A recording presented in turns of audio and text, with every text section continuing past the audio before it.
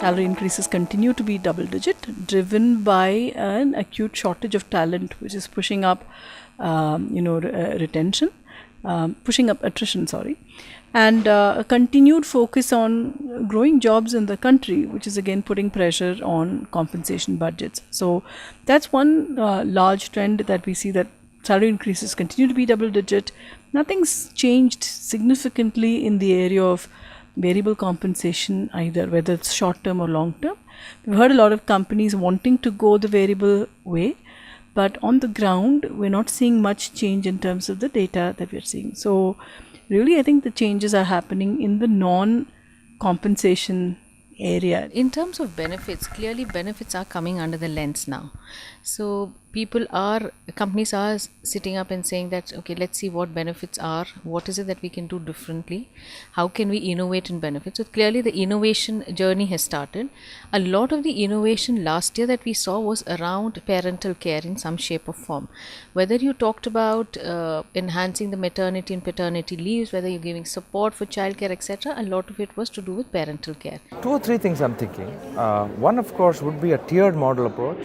We believe having a tiered model and incentivizing around a tiered model approach would possibly be starting from the smaller ones and up to the aspirational ones, I think would be one of the things that may come into vogue. One. Second would be more peer-based or more adjacent projects and teams-based, rather than just having top-down or the process that we followed before. So I think the second one largely be a more socialistic approach, where you would have more peers, more other teams actually appreciating and rewarding good work, and in a sense will bring in collaboration. The WellBe situation is something that we're capitalizing on. We've got programs that you can have, a company can sign up for, and you've got the whole WellBe platform on your mobile that will track steps. It will track what kind of food you eat and other types of activities that will go directly into some sort of an analytical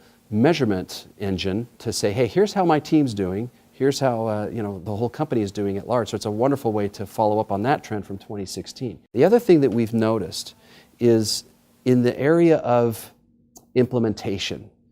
Companies are starting to see a very important need for some sort of training, and that's something that we really focus on. Live trainings, workshops, half-day seminars, where we can sit with not just middle managers, but sometimes the employees at large. You know what recognition is and why it's important, but now let's go ahead and train you specifically how to do it well and how to do it in a meaningful and memorable way. When I talk of benefits for 2017, clearly 3 elements or 3 aspects that companies are focusing on is, as I said, innovation.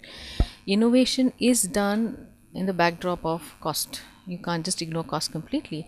3 key elements are innovation, cost, and communication. So these are the 3 things that companies are trying to look at, and also understanding that in an era of personalization, when n is equal to 1, you can't just even talk of segmentation. We're going a step further and talking of personalization and not just segmentation.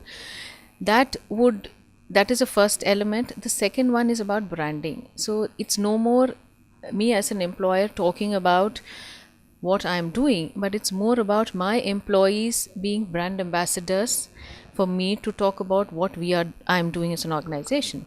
The third one is on the access. So a lot of aspects that have low engagement is because of, not just because of the design, but the delivery mechanism also of the benefit.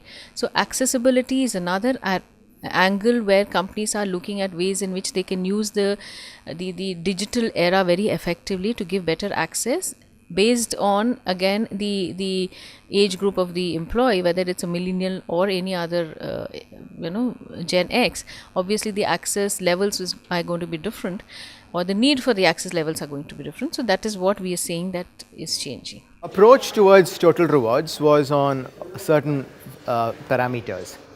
One was to align it with the demographics of the workforce, because the workforce spans many generations and each of them is in a different state of their life.